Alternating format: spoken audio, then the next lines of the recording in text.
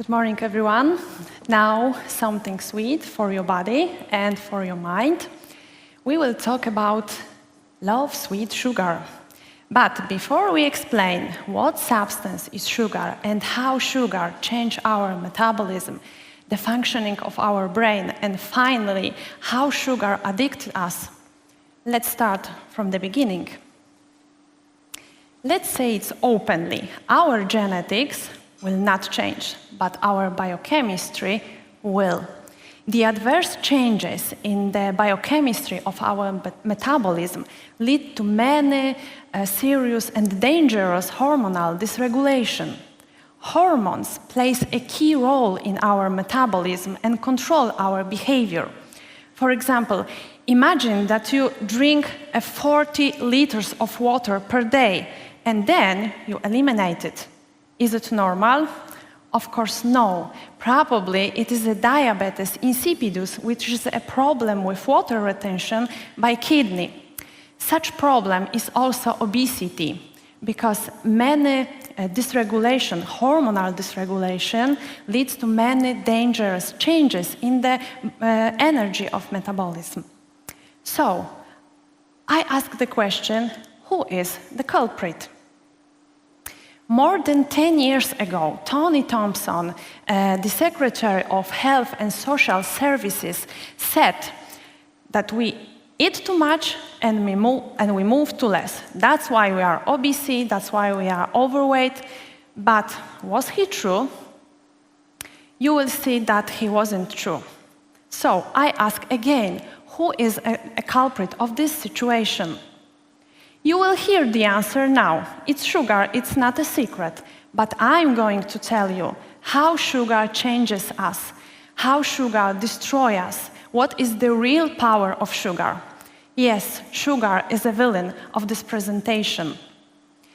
Maintenance energy balance is the most complicated task for the human body. When you eat carbohydrates, for example, from grains, sweets, milk, carbohydrates change into the simple sugar glucose, and glucose enter into the blood, and blood transport glucose to every cell in your body. Your pancreas senses the rise in blood glucose level and produces insulin. Then insulin helps glucose enter into the cell, and glucose can be used as an energy. But how does insulin work? Normally, our cells are tightly unlocked, and the only thing that could open them is insulin. So, when cell needs energy, insulin acts like a key to unlock the cell, and then glucose can enter into the cell and be used as an energy. The main consumer of glucose-derived energy is our brain. Human brain accounts approximately 2% of body weight, but consumes 20% of glucose. What about the rest of the glucose? Rest of the glucose is managed by insulin. First of all, glucose is converted into the glycogen, and glycogen is stored in the liver and the skeletal muscle and mobilized when glucose is not abundant. About 10% of glucose is converted into the fat and stored in fatty tissue. We can use fat as an energy when the level of glucose is very low. For example, during long-term exercises up to 1 hour. So, till now, you may think that obese people are obese because they eat lots of food, lots of fat food. But it is not all the true. The main culprit is sugar, because insulin converts sugar into the fat, and then fat is stored in the fatty tissue. This is the problem because generally we are overweight and obese not because of fat, but because of sugar. Because of sugar consumption is much higher than food intake. So, the high level of glucose leads to the high level of insulin, and it is equal to increase large amounts of fat in the fatty tissue. Another most important hormone which control our metabolism, which control energy metabolism, is leptin. Leptin is a protein hormone produced by fatty tissue, and after a meal, when the mass of fatty tissue increase, the level of leptin also increase. Brain, especially hypothalamus, receive a signal about satiety and the appetite is blocked. But when the mass of fatty tissue decrease, the level of leptin also decrease. The discovery of leptin was as a gift from heaven, and many pharmaceutical industries thought that it would be the end of the obesity. They said, hey, let's produce leptin. Let's give leptin to all obese people. They will take leptin, the brain receive a signal about satiety, and they will stop eat.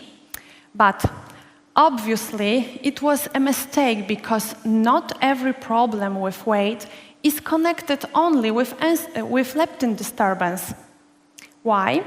Because everyone has an individual leptin threshold, and this leptin threshold says our brain that energy storage is sufficient. Then body can break down the excess of fat without aware of energy deficiencies in the future. So the body feels great, we eat less, and our metabolism is fine, and our weight is constant.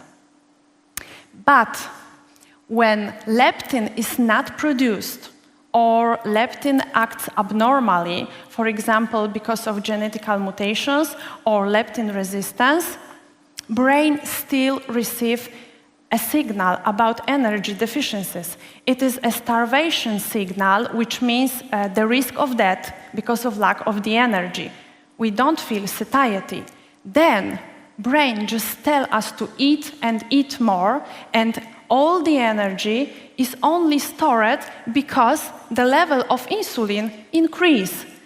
So the leptin signal is suppressed. During time when insulin and leptin are produced in large amounts, our body is not sensitive to its impact. Then the insulin resistance and leptin resistance lead to the very dangerous situation where we eat more and more, but we don't feel satiety. We are still hungry even after a meal. It is very important to notice that this situation is also promoted by starvation diet, when level of leptin is still decreased and the fat cells shrink, the metabolism slows down, and all the energy is only stored. I bet some of you fell victims to that effect, didn't you? I say I did. What about hypothalamus? What is the brain region? Hypothalamus is localized at the base of the brain and acts like a general manager who commands. Hypothalamus contacts with his right hand pituitary gland and tells what to do. The main role of hypothalamus is to generate long-term prognosis. Long-term prognosis, it is the collection information from insulin and leptin. Hypothalamus create a hormonal and genetical environment for the body for the future. How it does work? When level of glucose is very low, ghrelin, the stomach hormone, sends a signal about hunger. Then the appetite is stimulated. But after a meal, when level of glucose is very high, insulin and leptin sends a signal about satiety, and appetite is suppressed. Now, let's go back to our main actor, sugar, and how brain becomes addicted to sugar. Human brain is programmed for rewarding. It is a strong force which determines the survival of the species. The reward is the reason why we get up from bed every morning. The reward system is a part of the limbic system, and the limbic system is a part of the hypothalamus.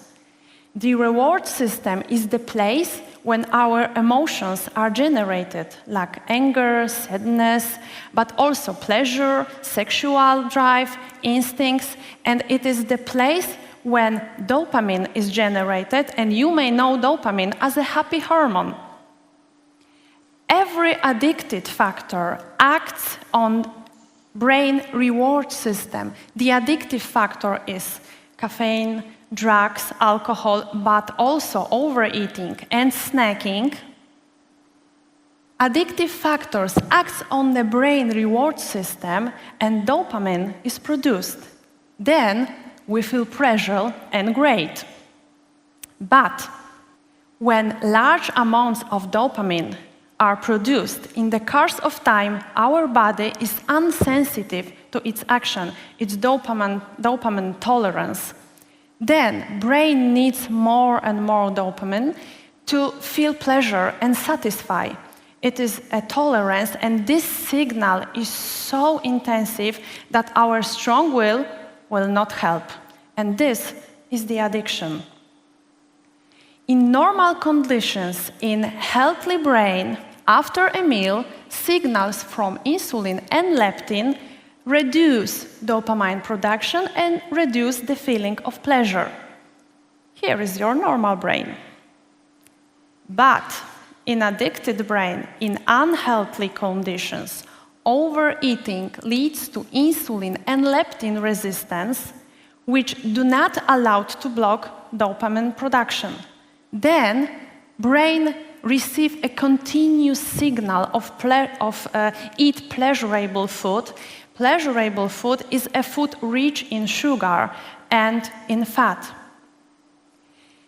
It is very easy to spot addict person of the drugs. But is it easy to recognize person addicted to sugar? Yes, it is very easy because this person eats large amounts of pleasurable food in spite of the consequences. This person has a really strong will to quit the addiction, for example, using miracle diets or medical preparation. But the most characteristic is the absence syndrome, anxiety, depression. All these feelings were presented in the Super Size Me, a film by Morgan Spurlock, who, by the way, is a past TED conference speaker. He tested on himself how fast food influences our body.